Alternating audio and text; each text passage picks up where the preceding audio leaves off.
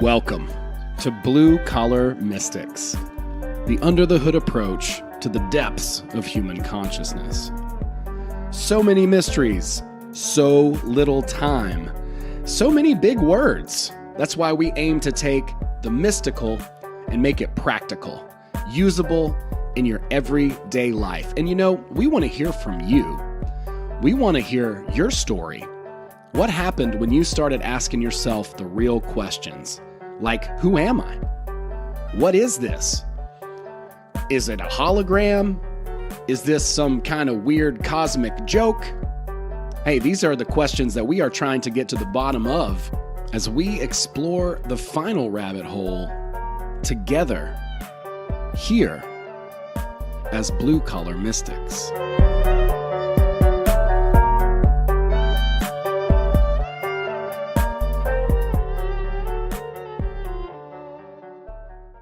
What's up? What's up? Welcome, people, to the stream, the Blue Collar Mystics podcast. I'm your host, Owen Hunt, aka Bootsy Grip Greenwood. That's my stripper name, and I'm joined today with someone I'm really excited to talk to. Jehan Sutter is joining me live from the Caribbean, I reckon, East Atlantic, maybe more specifically. And we've been talking a little bit here just before we got started. And I'm really excited to unpack a little bit about what you do and how you got into it. It's already a little confronting, but I love how you said, I always ask my guests before we start, is there anything you don't want to talk about, anything off the table? You're like, nah, dude, let's go. Everything's good to go. So let's bring it. Dude, welcome. Thank you so much for being here. Thanks for having me on. Yeah, man. I'm an expert at self-sabotage myself. So when I saw that, I was like, oh, this will be this. Yeah, I don't need any help with that. No, we can get into that. I would love to learn more about what you do and some of the techniques and ideas behind it. But before we do that, I'd really love to just kind of start with your story, how you got into all of this, whatever you would call it, right? Here's the Cliff Notes. I was the product of an alcoholic father and a narcissistic family environment. I didn't want to become like that, but then I kind of became an alcoholic myself because I got involved in the sex, drugs, and rock and roll club. I was a musician from very young. I started playing on stage at 14 and kind of got inducted into what I thought was the normal protocol for musicians at around 16, 17, drinking lots of alcohol, going to shows, getting trashed, kind of got onto drugs. And I started to realize somewhere around age 19, 20, every time I got something good or got somewhere and some weird stuff happened, or I did something to push it away, I could never keep $1 in my pocket.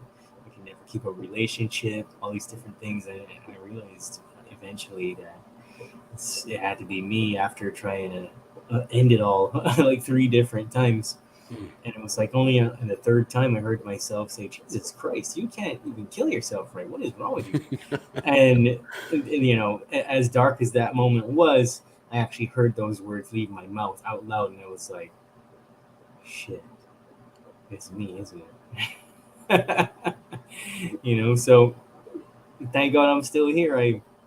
After that, I just kind of, as the saying goes, decided that my desire to change was greater than my desire to stay the same. And I just haven't looked back since. I've been on a journey of seeking ever since. And especially since that last time I tried to off myself, I went into this dark, brown, murky place. And it was, I guess it's hip these days to call it a near-death experience. I passed the fuck out, bro. And that's what, that's what it was, I think. But I knew that there was something wrong about it. So I didn't hear like the voice of God saying, you have to go back. I didn't hear any of that kind of stuff.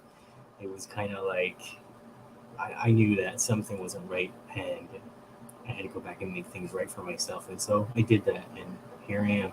Man, that is powerful. I know a lot of people struggle. And that's really one of the things I'm the most passionate about, because I struggled with depression for a long, long time. And I have a lot of friends who are musicians, they're creatives, and a lot of artists and people like that do tend to struggle specifically with that. And I think a lot of us ultimately we do realize that we are the common denominator when we start to see a pattern of things happening. And I think we can all understand this from like an equilibrium perspective, a balance perspective, where we just kind of keep hitting the same mark. It's like we're plateaued, and it's like really hard to get beyond a certain level, if that rings true. That is exactly what it is. And self-sabotage is the same as addiction. It's anything you are aware of, but you can't stop it.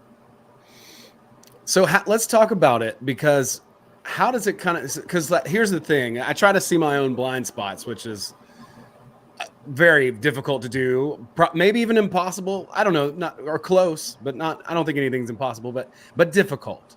So, when we're kind of getting in here and trying to see what those things are, and how to address them, because I guess to think about, let's kind of unpack self-sabotage it, and let's see if I understand it. And I'm sure there's a lot to unpack here, but like, I just want to make sure people are on the same page. So like, let's say that I'm pursuing a goal, a specific goal, and I'm getting very close.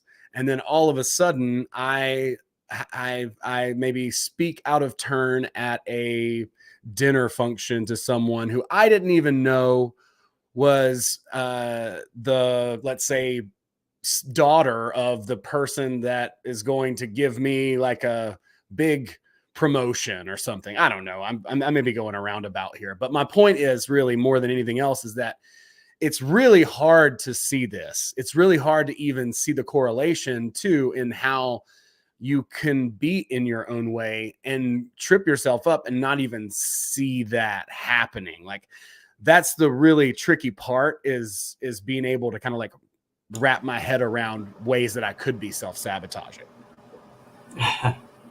Well, that's a very interesting scenario. People don't like to admit that they do kind of put their foot in their mouths, and it's as a result of the subconscious leading them to that scenario. And people are like, oh, how could I possibly have all these programs that would lead me to this moment to totally stick my foot up my ass in front of a potential employer or investor or whatever? It's like, you'd be surprised, because if you have certain programs that are involved with not feeling safe, not feeling deserving, you don't feel supported, and maybe you are accustomed being invalidated. Maybe you're accustomed saying things, you have a weird sense of humor, and so you just kind of learned that it was normal to be awkward and say certain things like that. You're going to mess yourself up. And the problem with that is that these programs don't just come from nowhere. 95% of your life is dictated by the subconscious mind. Right. And when you're under stress, you're in the subconscious, because it takes over everything that is going on for you to keep you safe and keep you, functioning in accordance with what it thinks is best for you. And so, much like how you just blurted out that weird thing that got you in trouble, the subconscious mind kind of does that. It blurts out weird shit that's inappropriate for the time and place, because it only knows that it wants to keep you out of harm, and it wants to do the thing that it's seen the most times. So it's kind of like, that could come from anywhere. I would be speculating if I said I knew what particular place it was coming from, No, it's true. That's what's so mysterious about it. And I've heard a lot of different metaphors or ways to describe the subconscious. One that I really like is that you're on the back of an elephant, and you want the elephant to turn, but it takes a while to get an elephant to turn. It's kind of used to doing its thing. It's doing the same thing. It's comfortable there. I think one word that you said a minute ago was safety, keeping us safe. And I've noticed and learned through a lot of what I do that safety is kind of an enemy. Security is an enemy to development, and being kind of just stagnant or feeling safe will keep you from growing. which is difficult. The other part of that is when you get out there, and then if you've got these subconscious challenges, maybe you're getting out of there, you're doing the work, but you're still tripping up here, you're still tripping up there, and not hitting a new benchmark, which is interesting. So yeah, I mean, you've got an amazing story, and I guess you might call it like a rock bottom type of moment where you're like, I can't even kill myself, right? Like that's definitely confronting, and realizing too, hey, I am the repeating pattern here to these problems. So let me ask you this: what at that point kind of got you? What got you into this? Because it seems like you've kind of gone this way, and you haven't really stopped. You haven't looked back.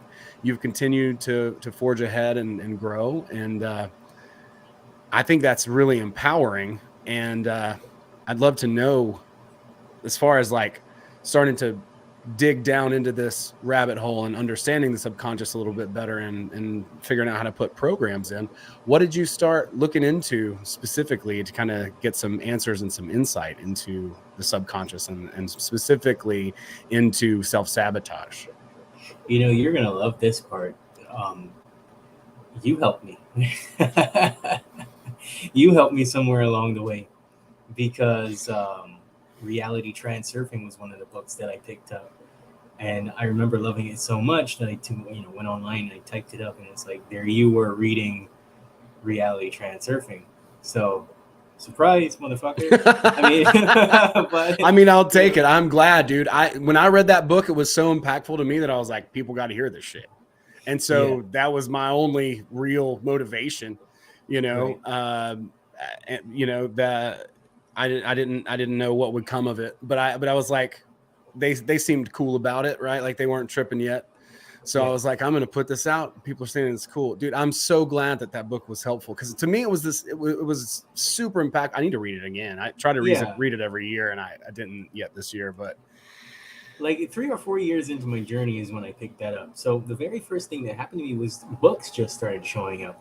When I decided that I wasn't going to do the same thing anymore and get these mediocre results for myself, something shifted. I wasn't really that aware of it, but I think it was my mom or somebody handed me a book by Sylvia Brown, the psychic. Okay. And through that, I started meditating. And then once I started meditating, I realized I really didn't like myself very much. Like I could hardly sit there for very long without getting agitated. But I kept with it because I knew that somehow that would be the ticket through.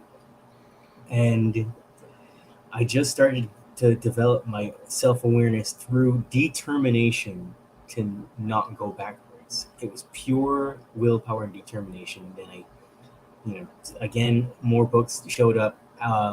Books by Albert Ellis on rational emotive behavioral therapy. Interesting. Books by Aaron Beck, one of the founders of cognitive behavioral therapy.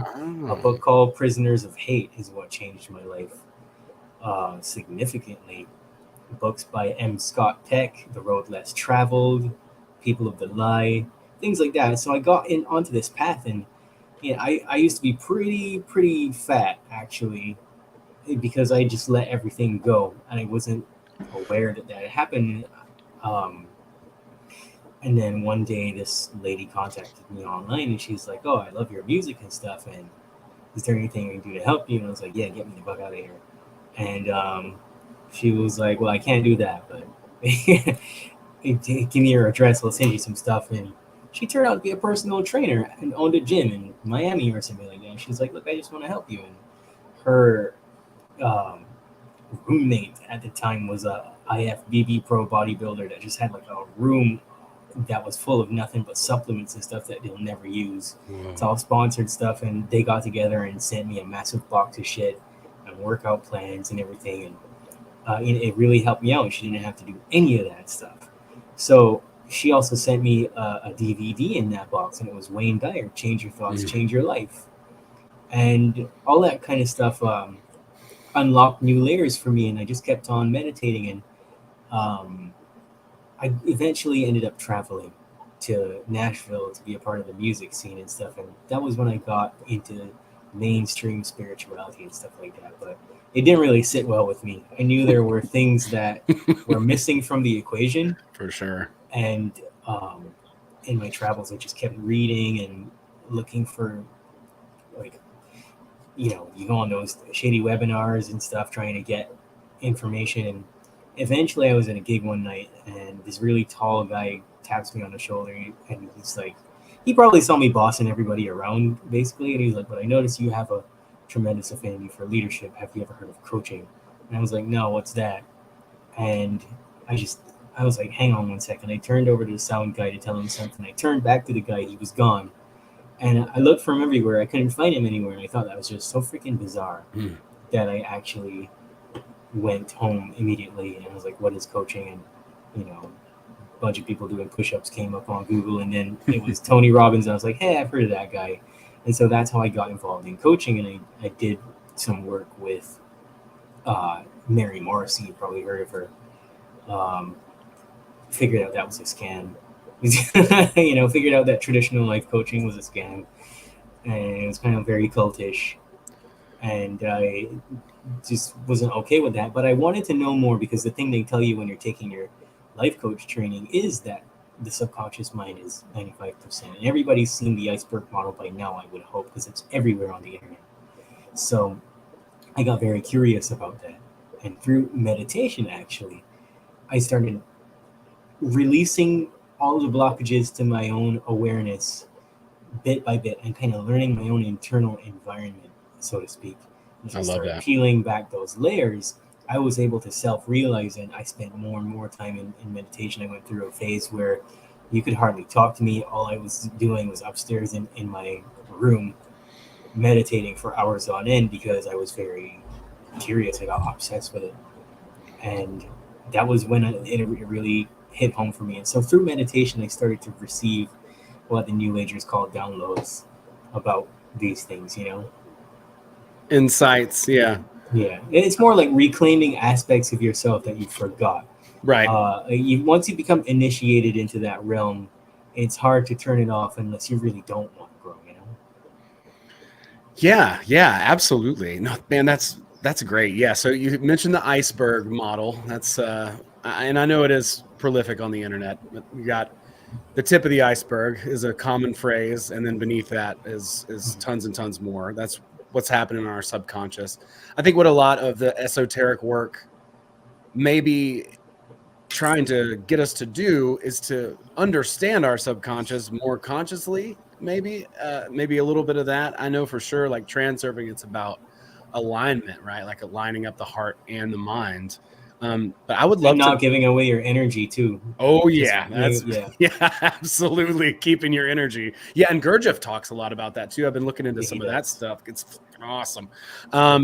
It's super good. But I want to talk a little bit because, it seems like you got a lot out of meditation. So I would love to hear you talk a little bit about your process, how you meditate, what that kind of look. I mean, do you lay down? Do you sit up? Do you close your eyes? Are they open? What's your process and or approach with that? As far as meditation goes, do you stick to kind of a regimen? Is it something that you do when you're looking for insight? Is it something that just recharges you? I'd love to know a little bit more about that, because a lot of people, I think, and obviously, people talk about meditation all the time, but it's still misunderstood, I think. All those things. If I can go back to the subconscious to explain that, once I figured out what the subconscious was, and that it was a perception database, and that through your meditative state, you can choose to move your consciousness forward into that space that's in front of you, and that gives you access to what people ordinarily consider dimensions or realms or different realities. But on the outside of that, you're only really witnessing aspects of yourself that have been fragmented, that are outside in the field of intelligence around your body. So that's really what it is. And it's kind of like concentric circles around your body. You move past that first layer, and that first layer is actually just about where your elbow crease is right here. And then you're into the second realm, third, and so on. It continues onward and onward and onward, and each one has a different quality of information that's dualistic. It's polarized. It's negative and positive. And in these different layers, not to confuse people so much with all this garbage, is that it's like those aspects of yourself that are fragmented are separated into the archetypes, into past life information, into childhood trauma. And so you have these different belief levels. So for me, meditation is about witnessing those aspects of myself.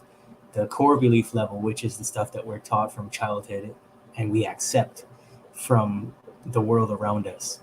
And then then all that stuff is like the thing that keeps us anchored to the reality of the powers that shouldn't be, essentially. And then there's the genetic level, which is all the stuff that's carried over from ancestors, that's added to our genes in this life, and that's stored in that morphogenetic field, if you're into Rupert Sheldrake's work, of the physical DNA, that basically tells your DNA what to do, how to fire and how to wire. And then there's like a history level, which is the past lives or deep genetic memory that's in the collective consciousness. So all the stuff from the Holocaust and the World Wars and Sparta or whatever, And so that's held in a different level. But then you have everything that's inside that soul level, that's kind of like coming from inside your heart. That is the aspect of you that it's difficult to reclaim because it's outside your body. So you only have like a small fraction of that in the body, because any more energy inside this body would cause it to blow apart like ground beef, So, it's so much energy, and we all have access to them. So my process for meditation is to stay in a meditative state as often as possible. And the reason for that is because the human body is the ultimate technology. It's the most powerful technology. It's really meant to be used for accessing interdimensional information, contact with other beings, your higher self, if you will, all those things, right? But most of us don't know how to do that, and most of us are afraid because mediocrity is all that we know. We love the Netflix, we love the booze, we love the coffee, we love the sugar, all the things that damage this vessel and lower the consciousness and kind of put a cap on what we can do. And they start us off pretty good, because as soon as we come out the womb, they stick us with needles, they chop the placenta off before it can deliver all the nutrients. So we come out pretty stunted. And it's safe to say that we're scared as shit, because most of the time we're like, why the fuck are we back on this planet again? And traumatized from the get-go too, yeah. So the process for staying in a meditative state is very simple. You have your base energy centers, and each energy center going all the way at all 7 within the body are essentially accessing and processing emotional information. At least this is what has been given to me by the outsiders, I call them, whoever it is or whatever it is that's giving me that information. And so it interfaces with the subconscious mind and the limbic system to kind of dictate our behavior. Essentially, it interfaces with the hardware. So all that esoteric and etheric crap that people confuse you with, because we're trying to keep this practical, right? All that stuff, it interfaces with this, and it tells us what to do. It informs us. So you want to be aware of that power point below your belly button. And most people breathe incorrectly to begin with. I get clients all the time that are surprised, and when they first start practicing this stuff, they just bust out in tears, because it's like their diaphragm's been locked for almost their entire life. They've been lung breathers, and the distance between one breath and another is like 1 second, and they didn't realize exactly how out of ease they were. Right? So when you inhale, you're always focusing on the sensation of the breath coming through the nasal passageway and brushing against the back of your throat. That becomes very intoxicating.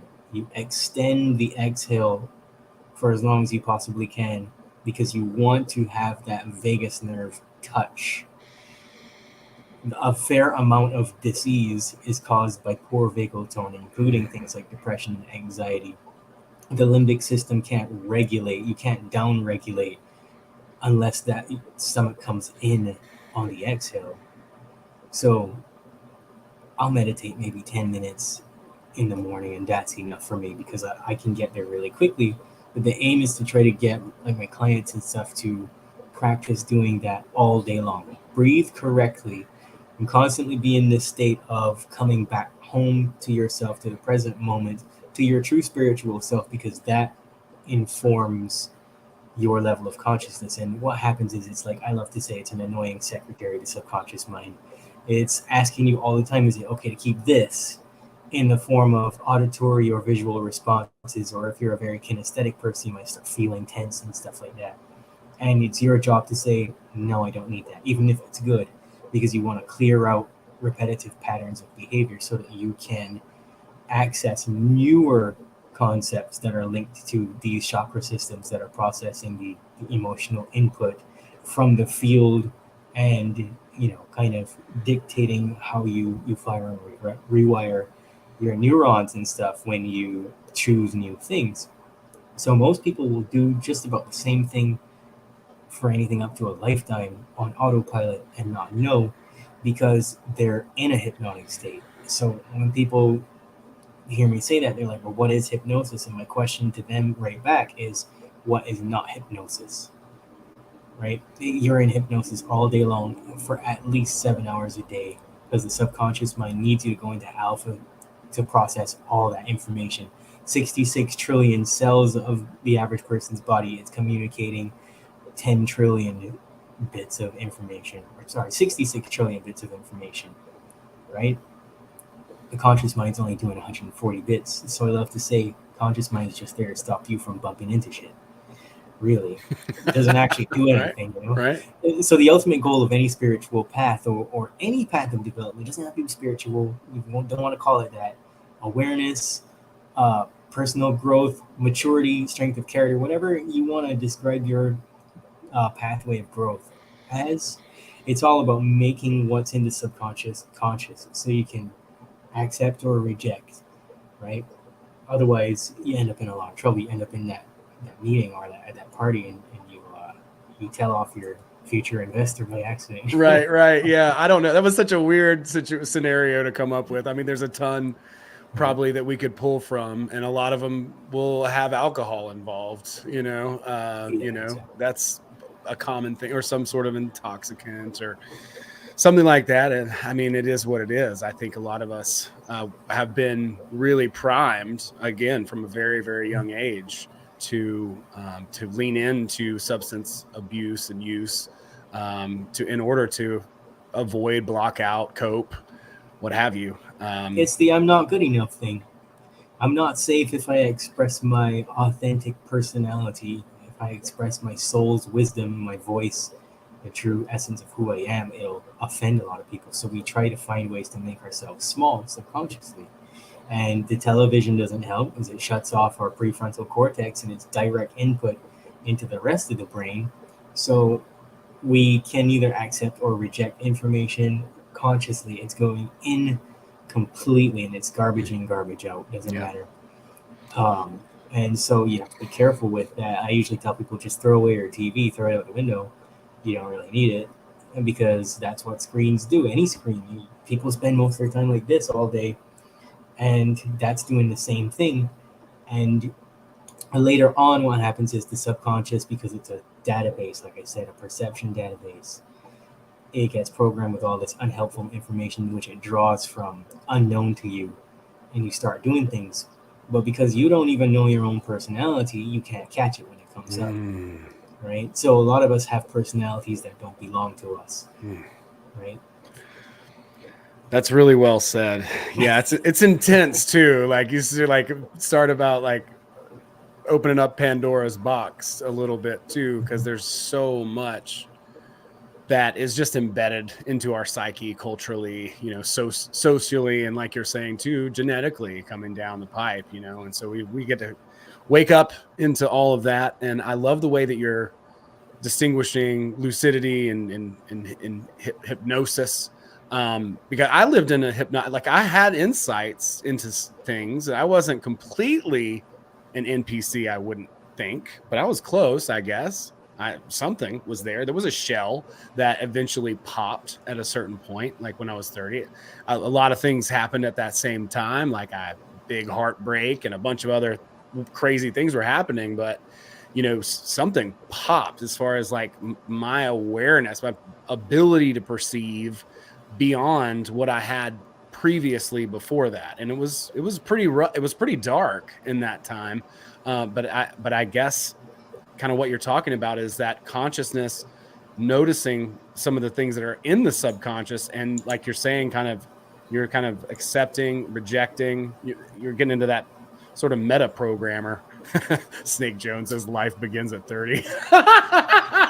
I'm so impressed with some of you guys. You're clearly younger than you're younger, and I'm so blown away by some of you guys. And I could shout out some more, like Jake Loco's younger. He's killing it out there. Like so many people who are in this movement who I've seen their stuff and ran across their stuff, and I'm so impressed. So a lot of the stuff that you have mentioned too, I haven't even looked into. Albert Ellis, Aaron, but I'm writing this stuff down because I need to check this stuff out. I'm very, very interested and curious to get into this. And it's amazing because we really do stand on the shoulders of giants. It's like we're all helping each other, finding these connections, realizing what the hell is going on here, or trying to, and becoming more aware. But yeah, I want to talk about interfacing, opening up creativity and some of that kind of stuff as well, because it seems like where you're headed with that is very interesting and to me intriguing, because I definitely want to tap in and be more creative. And I don't know, I guess, when I think about it and I question why I want to do it, it's not so that I can get a bunch of, or I don't think it is. I want to say it's not so I can get a bunch of validation or whatever. I just want people to see something cool, something better than the norm, something out of the status quo. I want their minds to be blown. But, at the same time, because those are the things that have blown my mind creatively. And when I look at stuff like that, I'm so impressed. I was actually just watching I just saw on Instagram a little interview with Jack White, and a lot of people I know don't like Jack White. I like his music, but he was basically talking about letting go and in the creation process, and just completely. He's saying something to the effect that, like, once he brought certain songs in, when they became popular, they weren't his anymore. It wasn't like that. He just was letting go. He was just opening through and letting this stuff kind of come in. That's super intriguing to me, and it sounds a little bit like what you're talking about, or to me at least. I'm curious about how you're kind of going into this process, opening up subconsciously to, the other side, I guess, so to speak. All of life is creative, and there's a lot of people out there that have a program that says I'm not creative, which is nonsense. You create every single day. You go out to the kitchen, you crack the egg, you put it in the pan, you just made some scrambled eggs. Well, that's a creation. It may not seem that way, but you probably don't really have to tell yourself every step, okay, I'm going to measure out exactly a teaspoon of oil, I'm going to put it in the pan. Like, you don't walk yourself through those steps. You just learned how to do it. And so I used to teach these creative classes many years ago to people who wanted to learn how to get better at, like, guitar solo and how to create these things. And it just begins with an impulse. And the best way to describe that is, like, in music, we have the modes, but modes can be changed to moods. Each mode, like Ionian, Dorian, Phrygian, Lydian, Mixolydian, whatever, Locrian, it's all a different mood. And so you have these different ways of communicating. It's all the same 7 notes. They're just reorganized into a way that has a different feeling and emotional content to it. So the same way that we have an experience in our lives and we assign a meaning to it, what's called emotional valence in psychology, the amount of emotional energy we put onto something, we can pull that from the ether and communicate that without words through art or through music. But I guess we have to use words if we write a book, right? So we can kind of sit with a feeling and just start writing. And I'm not talking about automatic writing either. Creativity starts where it's hot. The creative impulse is like an energy stream that comes through your head, and it's usually talking to you all the time, except that you're thinking about, what am I going to eat tomorrow at 5 o'clock? You're thinking about your needs and your wants and the things that aren't working out for you. So it's blocked all the time. And so that process of creation is very meditative. It's very much about finding your center and listening. It's probably not going to come to you in the way that you expect, but it's going to give you the idea. When I say creativity starts where it's hot, you're going to get the main idea to something. Once you get that impulse and you're like, oh, I just had this great idea, write that down. Because the more often you get accustomed to that, the more you will strengthen your intuition around that. The more often you will have these creative impulses. What's his name? Little scrawny guy sings that song. Dashboard Confessionals. John Caraba is his name. Every morning he gets up, and the first thing he does is he goes and he sits at his desk and he starts to write. Because he knows that right then he's in his subconscious mind. He's just coming into this conscious reality. Everything he dreamt about the night before, he has access to. I can understand what he's talking about, because for me, I dream about music a lot. There'll be songs that I never heard before playing, So many of the songs that we've heard, we have like Paul McCartney and all these people who have told us that. Sammy Hagar is one of the people who talked about receiving songs in dreams and interdimensional contact with beings and things like that, which became songs like oh damn it, I forgot what it is now. I'm drawing a blank on it. Anyways, and of course it starts playing in my head, but I can't remember the song. You can hum the melody if you want. Anyways, so you got all these artists that are in the know, essentially, and it's only because of this rise in consciousness that we're experiencing as a collective that it's becoming more talked about. You have Sully Erna from Godsmack talks about creativity. It's all about just listening. Every time you get the impulse to do something, even if it's one stroke on a canvas, run to that damn canvas and you do it, or sketch it on a napkin or something, because that strengthens your creative faculty. And again, it's where the subconscious is always talking to you. And so you just have to listen to it. Man, I love that. I really do. In 2020, things went a little crazy. And one of the big things that I wanted to do at that time was to be able to hear that voice more clearly.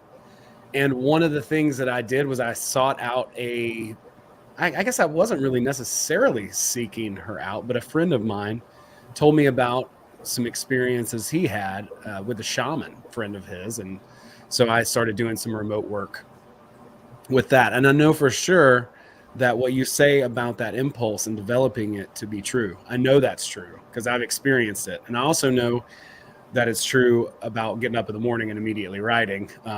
Definitely something I highly recommend, whether it's just, writing about your dreams or whatever. And I have some crazy dreams too. And I'll hear weird songs and experience weird things too. And sometimes it's just hard to reaccess that. A lot of the folks that I'm friends with, we've been studying kind of like the idea of dreaming and how that works. Certainly it's subconscious. I'm kind of reading and partly editing a book that I'm getting a little bit more insight into about kind of how this stuff is maybe categorized, dream body, maybe there some more kind of complicated thing, but I know all that to be tied in with the subconscious mind. And I guess the idea of even that too, if we could see a pattern here, is that you would be able to remember and connect to dream information and memory as much as you could physical memory and being here, and kind of departition the hard drives, so to speak, is kind of like what they're talking a lot about in there. But man, I know that to be true, and I think that's really brilliant. I want to ask you a little bit to kind of clarify the breathing too a little bit more. Just go maybe a little bit more into that, because I think you're right. I want to make sure. Yeah, one of the things. So I was in California with Brandon Powell, who works with Wim Hof, and he studies all this stuff. Everything you're saying, he is 100% confirmed and demonstrated, frankly. Like, it's not even just knowing it, but like understanding, survival in the body, doing the cold water plunges, doing the breath work, all those different things, and how they stimulate us and how they calm us, and mainly through using that vagus nerve. That vagus nerve comes from the head down, I believe. Doesn't it go attach the mind and the heart together somehow, or it's close? It runs through that channel down the spine. So yeah, so that is a pretty crazy thing, and that is what's vibrating when we hum, when monks ohm, and different things like that. That can stimulate. In fact, one of the things that I learned just off of Wim Hof's little course that I took a couple of years ago, just off of his app, was to calm down. And I use this trick all the time, is to calm down, is to just breathe in as slowly as you can, and then just hum your exhale out. And you do that 3 or 4 times in a couple of minutes, and it totally starts to slow your heart rate down a little bit, and you do calm down a little bit. The meditation. You don't even have to hum it. You don't even have to hum it. You just use the ha sound. Every time you say ha, that's the sound of the heart. Ha or ah. So you inhale slowly and you just go and instantly, if you notice, your attention's drawn to your heart. Well, that's crazy, because we just naturally sigh too to get stress out of us. Exactly. So you can consciously do that. You do that 2 or 3 times. I guarantee your state of consciousness will change tremendously. Man, that's awesome. How did you find out about the breathing and exactly how to breathe? Taoism, Tai Chi, Qigong, those kinds of things. Cool, man. Cool. The kind of stuff that you see grandma doing in the park, but you don't know that grandma will whoop your ass left and right. Hell yeah, dude. I respect my elders, dude. So when I'm breathing, should I be, you're saying breathing in through your nose and feel it below the belly. Okay, yeah. So let's unpack that really quickly. Okay, great. I don't want to keep you too much longer. No, dude, you're good. 15 minutes. So the human body is designed in such a way that you can measure your exact body using the distance between the fleshy part of your palm here to your longest finger. So what you do is you put this on your base chakra by your genitals, man, like this. And the distance between here and the fleshy part tells you the distance from the beginning of your first chakra to the second chakra. Okay. The second chakra is where you want to memorize it. It will come somewhere around your belly button. And you want to put all of your attention on that, because when you inhale, it's almost like you're drawing energy up from below you into this second energy center. And you will feel, when you put your hand and you measure that again from the second chakra, that fleshy part touches right near your solar plexus. So it puts you right where your third energy center is exactly on your body, which is unique to you. And so you will notice that also activates when you take that inhale. So it's a slow draw of energy that's coming up. And each of those base energy centers activates, and it awakens the heart center, which is where your lungs are at. Your lungs expand.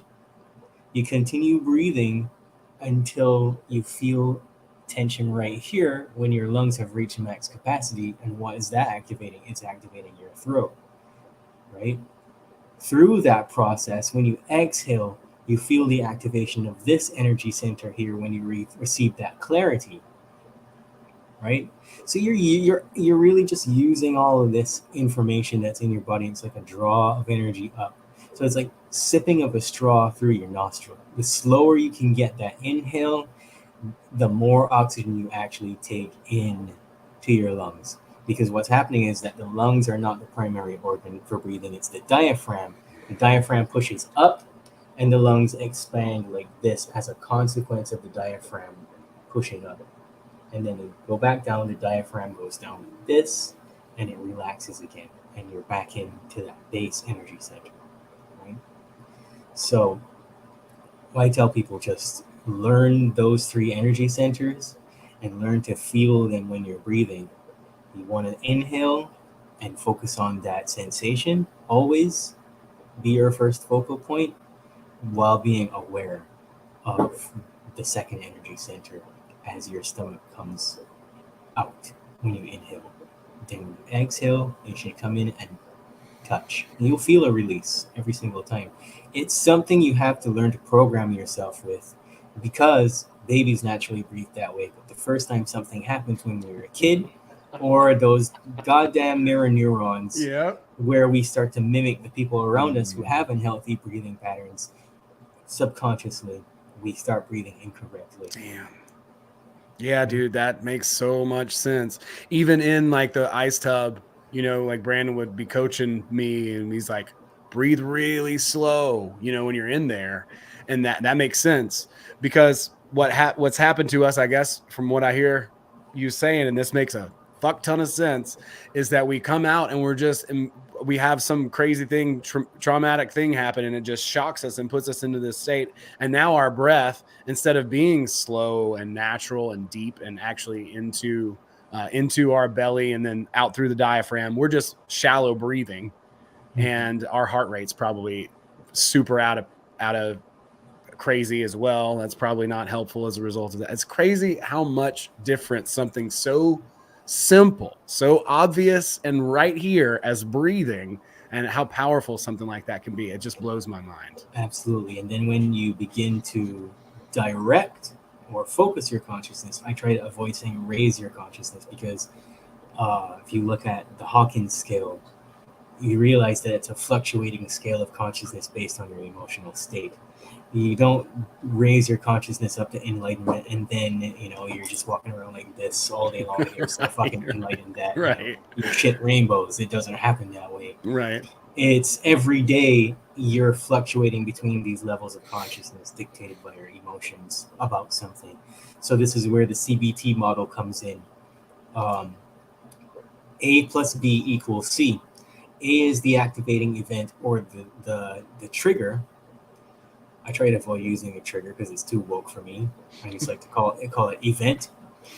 And then you have C, which is the consequence, emotional consequence. Between that, you have B, the belief system.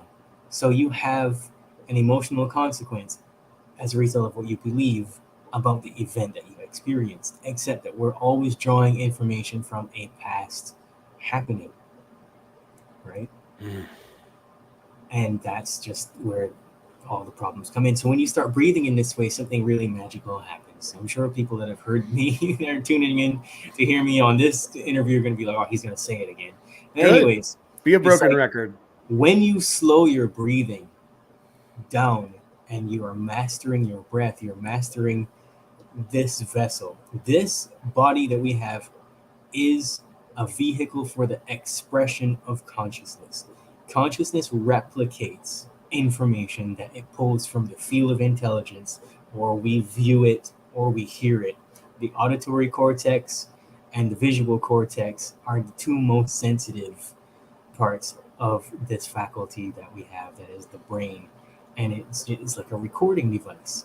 So we imitate and replicate all the stuff that we see and hear. You have to guard your consciousness. But when you breathe, you realize, holy shit, I was really thinking about that thing that happened 12 years ago, and I didn't realize that my subconscious was trying to show me, hey, so you keep this. But the slowing down of the breath slows down the speed at which you have these thoughts. It also reorganizes them into a particular frequency of most pressing issue. I like to call it the MPI, the most pressing issue. So it's kind of like how we have short-term and long-term memory, where things are parsed into packets of information. Well, it just rearranges things and it brings to the surface the most important thing that you need to deal with, that the limbic system has recorded, because the limbic system is a recording device. It learns every experience that we've ever had. In our DNA, we have these programs that are carried over from past lives and ancestral experiences, collective consciousness experiences that are lying dormant. Everybody's heard of epigenetics by now, I think. To be fired off epigenetically based on what's happening in the environment. We just had the weirdest fucking 3 years that ever existed. And the way that people reacted by happily putting on their face panty is as a result of past reactions to the same stimulus. Mm-hmm. So that's probably one of the most powerful examples I could give of repetitive behavior coming from DNA, genetically imprinted information in the field of intelligence that we all blindly went along with. As much as I'd love to put it just on the TV, a lot of that, I know people who don't watch TV, and they were just kind of like, woke up one day, were like, I heard there's a pandemic, I got to wear a mask, what is this? And they were like, they didn't ask any questions about it. They were genuinely afraid. And I watched them and it's like, they don't know where this fear is coming from, do they? Like, they never really been able to unpack any of this. And so that's how I know that this is true with it. Just about everything else in our lives, we could potentially be doing dumb shit because it's hardwired and imprinted in us from eons ago. Right? Yeah.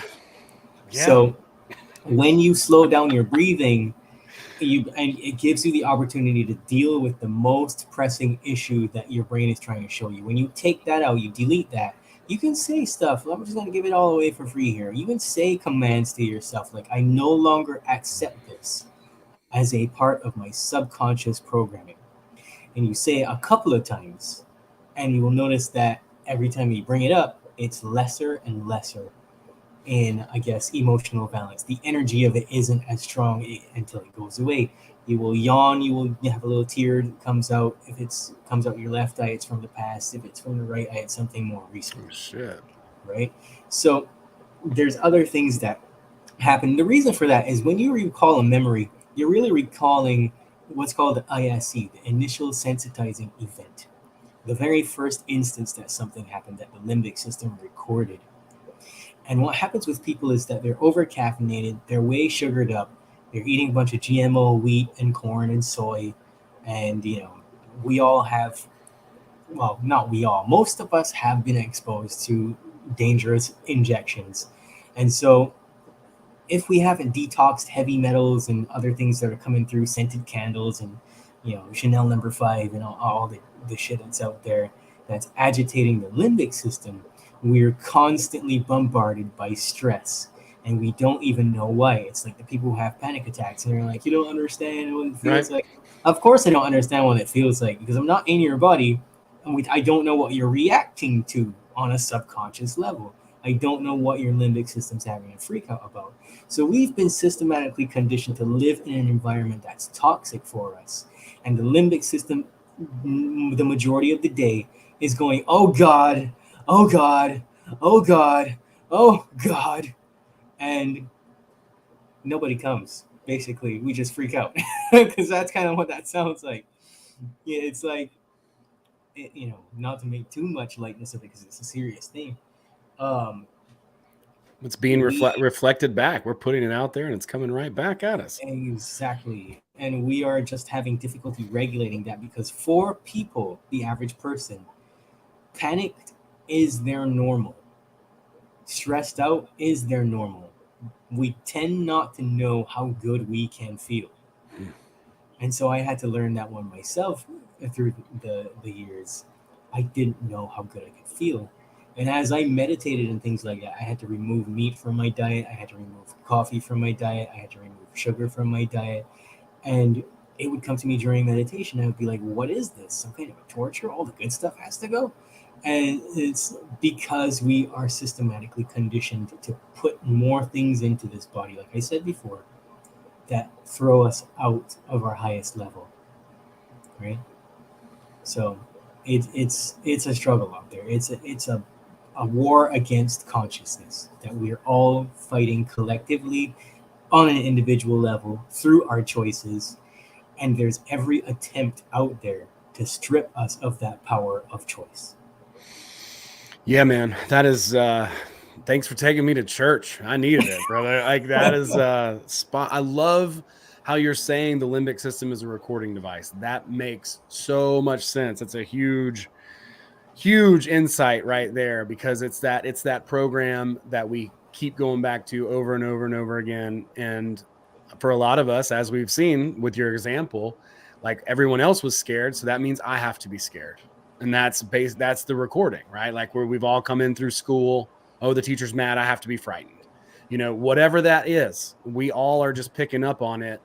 And we're kind of herd animals too. We all know about pendulums too. I saw somebody typing that a little bit about that in the chat, and we're, and man, that is a really, really profound insight. And I really thank you truly for sharing that with us, and the slowing that breathing down and talk to yourself. There's all kinds of different things, and we've talked about as coaches, or even on the podcast or whatever, between EFT tapping and Jim Shane's core method and several of these other type of techniques to kind of lessen that reaction, lessen that trauma. And I think a lot of folks have kind of found what works for them. I know my friend Janine uses a lot of tapping. I like it too. It's effective. And then Gina also uses some tapping and stuff like that. She does a lot of muscle testing too, and asking ourselves, asking our own body. But it's because the body knows, because the subconscious is the body, or the effect of the subconscious is the body, or I don't know. I'm not saying that quite right. The body is informed by the subconscious, which is the field of intelligence that we emanate. Our DNA obviously is in the body, so remember that morphogenetic field is communicating to the DNA information back and forth. It's like a relay. But it happens so quickly that, like, for example, if you muscle test, if I say I am a man, that's true for me. If I say I'm a woman, oopsie. If they taught that in schools, we'd be dangerous. If they taught that on TikTok, you know what I mean? Exactly, right? So anything that's true for you, if you say I am enough, that's a hard truth for me. But if somebody else goes and they say I am enough right now, and they pull it, and you got a program. Right. So how do you access that? Well, in hypnotherapy, we work in the realm of theta the majority of the time to access those realms. But it's as simple as closing your eyes, and you go into a white light that completely penetrates your entire body. You become a part of that light. Your subconscious loves to transition through the levels, through alpha down to theta, and it won't resist whatsoever. You'll actually find that you're in a space that feels like you're at home. It's more natural than this reality to be there. And you just have to swap out those programs. Now, what's going to happen is when you swap out that program, all the thoughts that were associated with that program before are going to be able to be seen by you.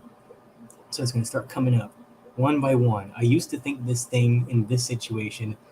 I'm not feeling the urge to think that way anymore. What do? Delete. Don't need it. You will notice yourself start acting differently, but it takes some time to live into that, to change that. So the tapping works great. Muscle testing works great. I highly recommend everybody learn how to muscle test. It's really simple. I just showed you how to do it. That's a great one. Yep. Nope. Yep. I am rich. Oh shit! Now everybody knows I got money. Well, good for you. We're all about the abundance mentality. Another way to just do a simple muscle test too, and you ask your body to show me yes, show me no, because different people might have some different things going on. But that I do a lot of times, I'll just stand there and I'll ask. It's a way test. And if I go to the back, it's a no. If I lean forward, that's a yes. So that's, man, you gotta be careful with that one though. Do it in front of a wall, where if you lean back, you'll be like, oh, something will catch you. Yeah. Oh no. Because your body does weaken up to the extent that your legs will give out and you fall backwards if you're not with somebody that can catch you. I'll definitely. You don't want to look like you went to a Benny Hinn revival or something. Right. No doubt. No doubt. Well, yeah, dude. And I want to jump in if we can. I still got a little bit of time. If you can hang, would you be down to hang around for another 10 or 20 minutes? Yeah. Is that cool? Because I noticed you use the David Hawkins scale, which is something that I love. I really love that. And I used to try to teach it, but you don't put that on your YouTube channel, guys, because you will get a strike from whoever that publisher is, which is a shame. But that is one of the coolest little infographics that exists. So you go look up David Hawkins consciousness scale, and he has it in a scale from 0 to 1,000. From, I believe, apathy is the lowest, if I'm not mistaken. Maybe it's shame. It's something shame or guilt. Okay, so shame is the lowest at 0, and then it goes up to 1,000. And the colors actually correspond all the way up it, and they're the same colors as the chakras. No shocker, no surprise there as far as the as above, so below correspondence kind of stuff goes. But the big kind of hump to get over is that courage hump. And so as Jehan was saying earlier, we bounce around on that graph a lot. You're not always just, reasonable. Let's be honest. I want to say something that's interesting here too, that's relevant to your point. Go ahead. When you mentioned the colors, the reason why each chakra is that color is because it represents the spectrum of light that comes into the body. We are light-based creatures. Everything in this reality is light-based. So in order to get white light, what are we? A combination of all the colors. So the reason why it represents each color on the spectrum is that each emotion corresponds not just to an energy center, but it's a different frequency of light that comes in through the subconscious way of accessing things. So when we're out there in the field and we're meditating, if we're seeing different colors and stuff, that's a clue. That's a hint. That's telling you if you go towards that, you're going to access a particular fragmented aspect of yourself that corresponds to a particular emotion. Just to help out anybody that sees that during meditation. Move towards it, get curious, question it, embrace it. And whatever it means for you, it will inform.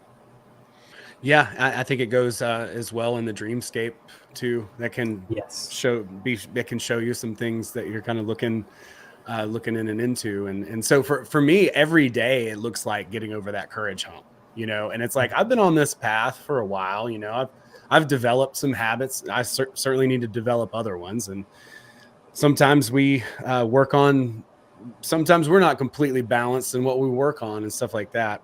But that courage hump seems to be the biggest, once you can kind of get over that. And that's still, like I said, it's something that not every day I have to like battle it or something, but I have to make that choice. Like, am I going to put myself in a uncomfortable situation? Am I going to, choose to grow instead of choosing to kind of be safe, to bring it back to what we were talking about earlier? And that can be a little thing too. Something that might be really helpful for folks out there. If you've never read the book Atomic Habits, it's a pretty new book, but it's really straightforward. The ideas in it make sense. It's like when you're talking about breathing, I had an insight to that in 2012 when I was raft guiding. I was just like, should I be paying attention to my breath? That's weird. Like all of a sudden I just kind of noticed it. I just kind of noticed that I was doing it for the first time. And then in my mind, I'm like, should I be paying attention to this? Nah, probably not. It's not, whatever, And I kind of just shoved it off. But I think it's kind of the same. It's the same thing as far as looking in, listening, having the courage to hear yourself, hear your own voice, and to approach whatever the uncomfortable thing is, whatever that thing is that is kind of in the way. So it's a little willingness is also on that scale of consciousness too, right around where courage is at, right? Right. If you've ever heard of Elizabeth Kubler-Ross, the change curve, where she talks about, she's a psychologist. She talks about how you have to naturally, in order to fully experience an event that is traumatic or maybe cause you to go through a dark night of the soul or something, you have to pass through that layer of anger. So essentially, she's saying the same thing as David Hawkins. right? Because anger is right in the middle, and then there's neutrality where you feel nothing about it, but then you go up. So we naturally have to be willing to move upwards. And a lot of the times, what's actually keeping us from navigating the levels of consciousness very quickly are just two very simple programs. It's I am enough, no, or I am safe, no. So the subconscious mind is very strange with its language, because there's a lot of people jumping around and like they're like, I am enough. You're trying to generate so much emotional energy, but it never changes it, because every time they look in the mirror and they say I am enough, the subconscious mind goes no, and they go I am enough. I am enough. That's not what it's in here, buddy. I know, no. And so they spend anything up to a lifetime jumping around in front of their mirror every morning, or writing it in red lipstick and all kinds of ridiculous stuff. Post-it notes. But it's not reprogramming the subconscious at all, right? Because every time you witness it, the subconscious mind goes, nope, that's not what's in here. You can't. There's a law in hypnotherapy called the law of reversed effect, and it says that you cannot consciously will subconscious information ever. You must go to the subconscious level every time. So how do you do that? You change it through muscle testing. You just say it is commanded that the program I am enough, no, be cleansed, cleared, and replaced with I am enough, yes. Thank you. It is done. You do it in that white space. You come back, you test yourself, I am enough. And then your life begins to change week after week as a consequence of not having that belief. And so then the willingness gets subtracted from you when you have I am safe, no, as a program as well. Or I don't understand what it feels like. Because again, we're dealing with emotional content. The limbic system is mostly going to be talking about safety. I don't understand what it feels like to be safe inside of my body.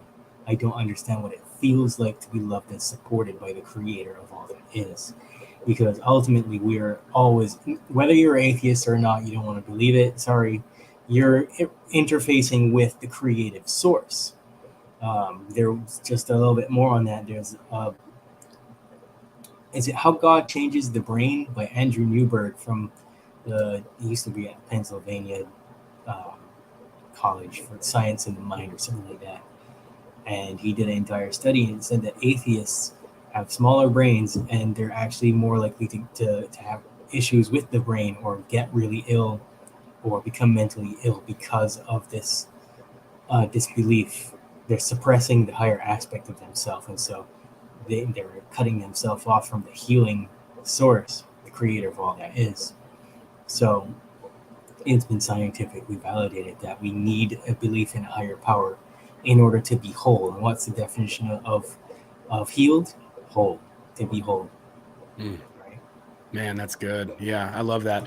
I forget the guy's name, but he's like a hypnotherapist in Britain. He has that show where he tricks people into doing different shit.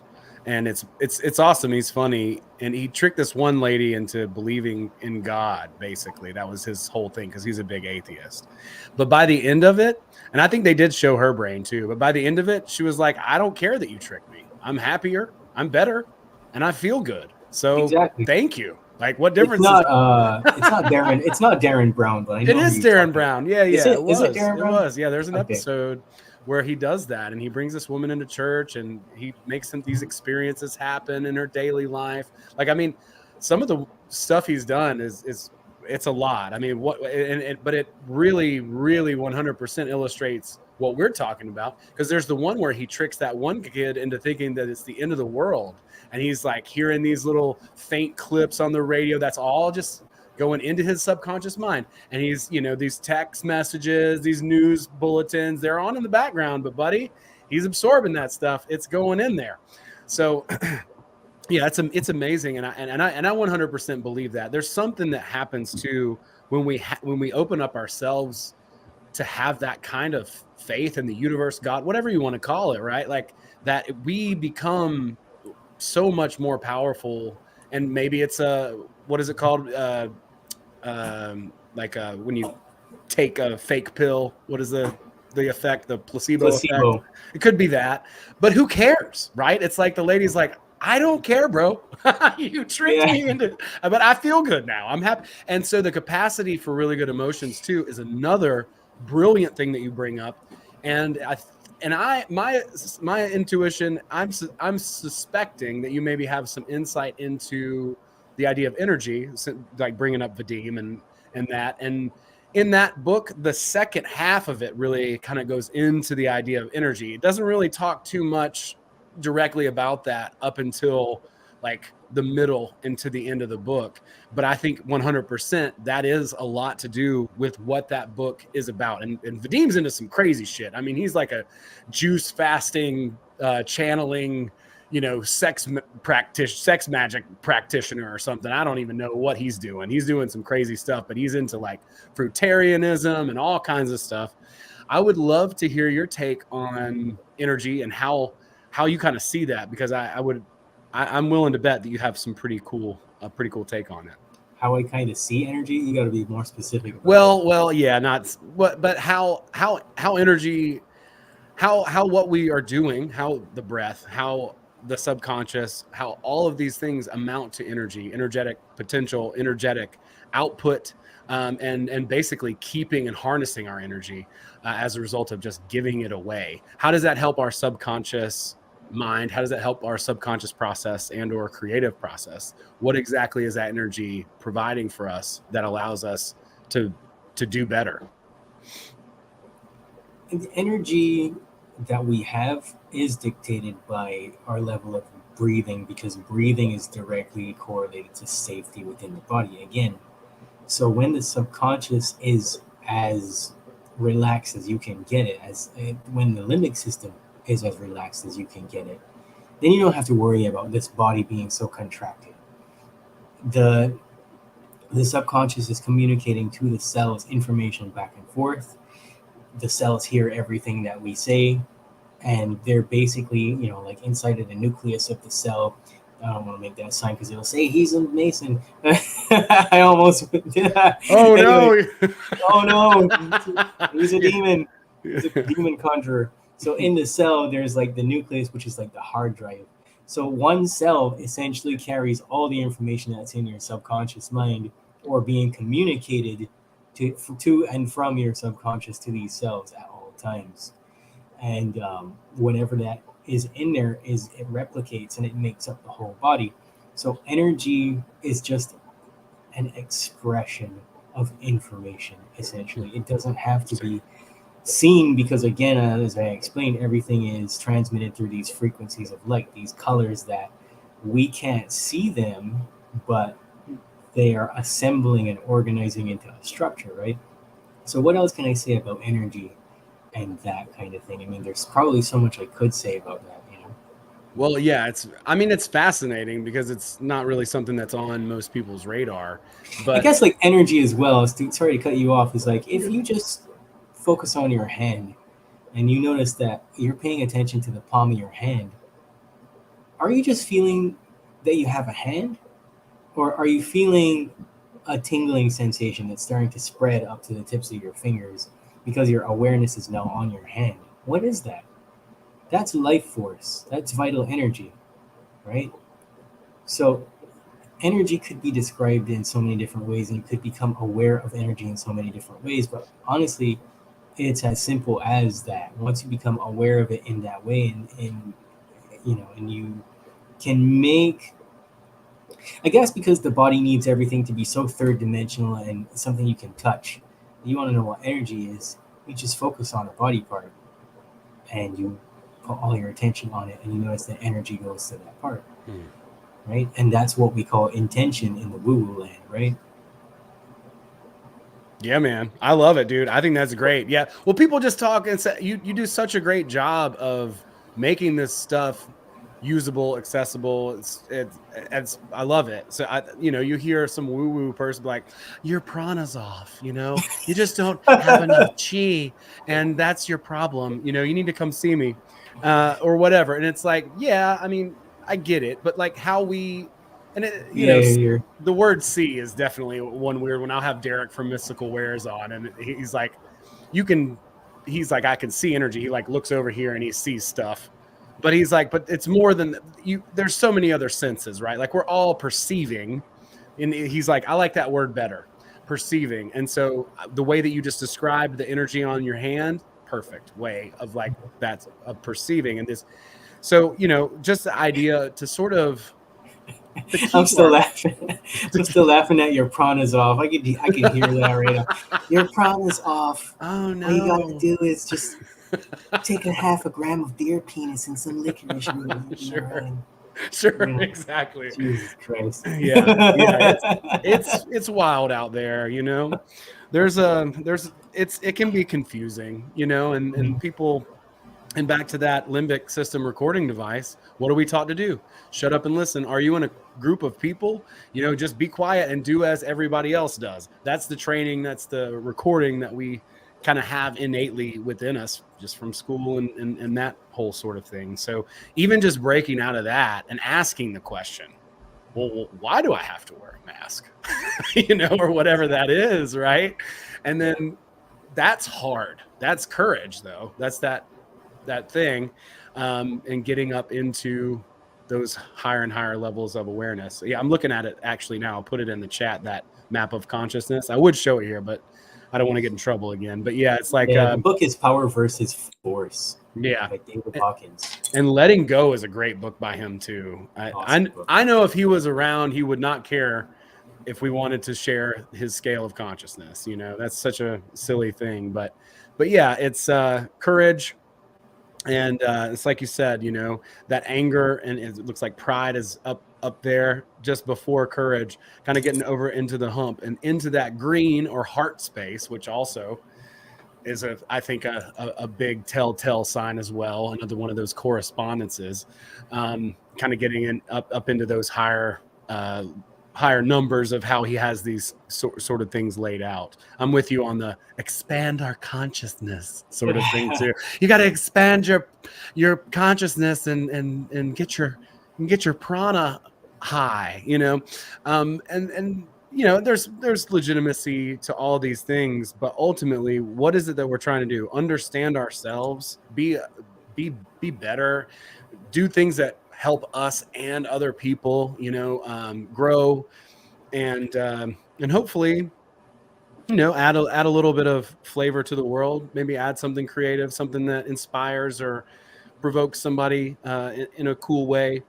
I guess we all have our own goals and our own reasons why we do what we do. But man, I love that you're doing what you're doing, and you're clearly demonstrating a mastery of it, and I really appreciate it. It's awesome. I thank you. Thanks for coming on the show and hanging out with me for a little while. We got to do this more. Yeah, I appreciate that. I'll come back on anytime you want. Awesome, dude. I can talk about so much other stuff. I believe that. I know. Yeah. I mean, you just rattled off a bunch of really cool stuff. I'm going to look into some of these things, and we'll be in touch, and we'll do a panel. We'll have a couple other folks on. I'll talk to a couple other people and get a little party stream going on or something sometime. I'd love to do that, or and we'll hang out and go more in depth too. I know there's a ton of stuff that you could unpack, and I'd love to, man. I love learning and sharing, and I think everybody here on the show, I think they got a lot out of what we talked about today. So I want to thank you guys all for hanging out with us today. Thank you guys in the chat on YouTube. I guess we didn't go live on Facebook because of some reason or another, but we're on Rockfin, and I appreciate you guys all there. We see you guys there as well. Thank you. Yeah, agreed, Carla. Very good stuff. Thank you guys again for coming and hanging out. Yeah, my life goal is to make it to 2030. I just want to make it to 2030, bro. No, much gratitude, much love, guys. Humility and gratitude. I'm going to have an awesome week. I hope you guys all have an awesome week. Much love, many blessings. Anybody who's new, who came in, thanks so much for hanging out with us. Heart Shell. I don't think I've seen you before, maybe Magdalene, but welcome. Thanks for hanging out with us. Snake Jones, you're a legend. Get out there and sun that BH. I know that's the advice you'd give to me. I've got to figure out how to do that too, by the way. I've seen some UV lights and stuff. Heart Shell, thanks for hanging out. And yeah, thanks everybody. Kevin, you guys are amazing. Bless you, Carla. You guys are awesome. Thanks for kicking it with us. Hey, Virginia. Yeah, I do recommend rewinding this one. It is good. I'm probably going to listen to this as well, because Jehan definitely dropped some killer info. Dude, thank you again for coming on. I really appreciate having you. You're awesome. Thanks for having me on. Dude, my pleasure. Thank you. And yeah, let people know what the best way is if they want to get in touch with you. Well, I'm not sure if they can see it, but right here it has self-sabotage info at proton.me. That if you want to talk to me directly, you can just send me an email there. You can also follow me on Instagram at Jehan Sattaur. That's Jehan Sattaur. And you can join my Telegram group, even though I don't really mess around in there. I can't stand social media. My Telegram group is t.me/the Boundless Authenticity Podcast. You can listen to the Boundless Authenticity Podcast, where we discuss everything related to the evolution of human consciousness on anchor.fm/Boundless Authenticity, or you can find it on Spotify and Apple Podcasts, YouTube, Odyssey. Awesome. Yeah, I got links in the show notes. Definitely Instagram. For whatever reason, that's the one I use the most. And yeah, thank you so much again for sharing all that. I'll make sure that I just posted that link in the chat. If you guys want to reach out to Jehan, then do so. And we'll be hanging out. We'll be back next week. Hey guys, I appreciate you very much. And thanks to my guest. I can't wait to hang out again, dude. That was All right, man. That was a lot of fun. Thanks so much. All right. Peace, everybody.